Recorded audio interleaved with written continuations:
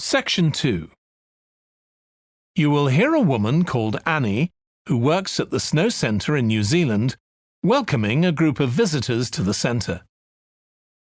First, you have some time to look at questions 11 to 16.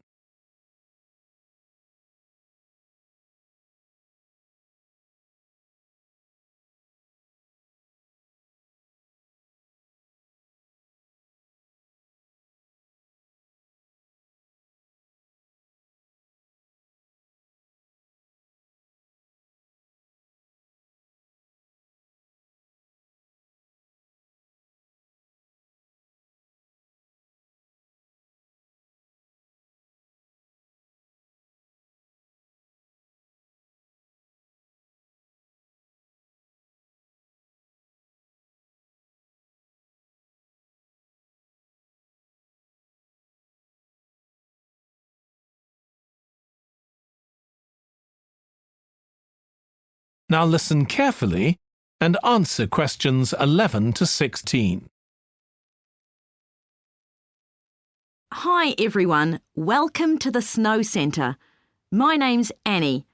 I hope you enjoyed the bus trip from the airport. We've certainly got plenty of snow today.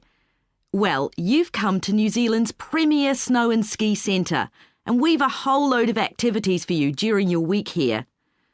Most visitors come here for the cross-country skiing, where you're on fairly flat ground for most of the time, rather than going down steep mountainsides. There are marked trails, but you can also leave these and go off on your own, and that's an experience not to be missed. You can go at your own speed. It's great aerobic exercise if you really push yourself. Or, if you prefer, you can just glide gently along and enjoy the beautiful scenery. This afternoon, you'll be going on a dog sled trip. You may have seen our dogs on TV recently racing in the Winter Sled Festival. If you want, you can have your own team for the afternoon and learn how to drive them, following behind our leader on the trail. Or if you'd prefer, you can just sit back in the sled and enjoy the ride as a passenger. At the weekend, we have the team relay event, and you're all welcome to join in.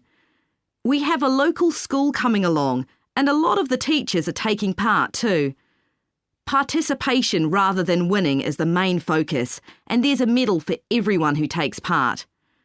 Participants are in teams of 2 to 4, and each team must complete 4 laps of the course.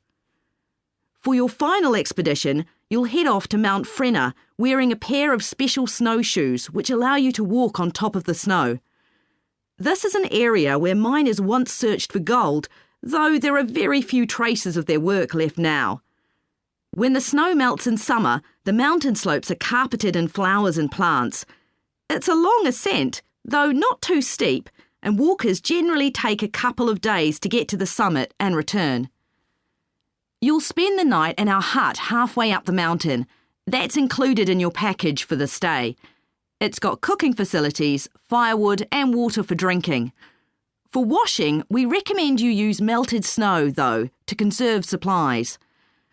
We can take your luggage up on our snowmobile for you for just $10 a person. The hut has cooking facilities, so you can make a hot meal in the evening and morning, but you need to take your own food.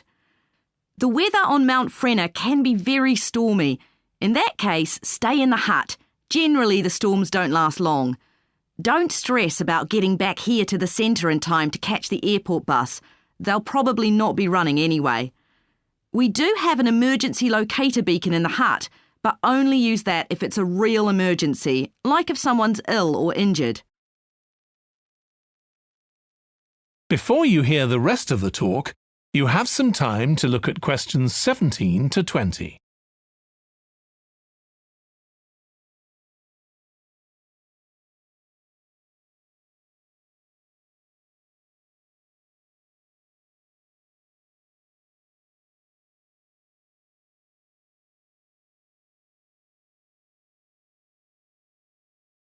Now listen and answer questions 17 to 20. Now, let me tell you something about the different ski trails you can follow during your stay here. Highland Trail's directly accessible from where we are now. This trail's been designed to give first-timers an experience they'll enjoy regardless of their age or skill, but it's also ideal for experts to practice their technique. Then there's Pine Trail. If you're nervous about skiing, leave this one to the experts. You follow a steep valley looking right down on the river below. Scary! But if you've fully mastered the techniques needed for hills, it's great fun. Stony Trail's a good choice once you've got a general idea of the basics. There are 1 or 2 tricky sections, but nothing too challenging. There's a shelter halfway where you can sit and take a break and enjoy the afternoon sunshine. And finally, Losers Trail. This starts off following a gentle river valley, but the last part is quite exposed, so the snow conditions can be challenging. If it's snowing or windy, check with us before you set out to make sure the trail's open that day. Right, so now if you'd like to follow me, we'll get started. That is the end of section 2. You now have half a minute to check your answers.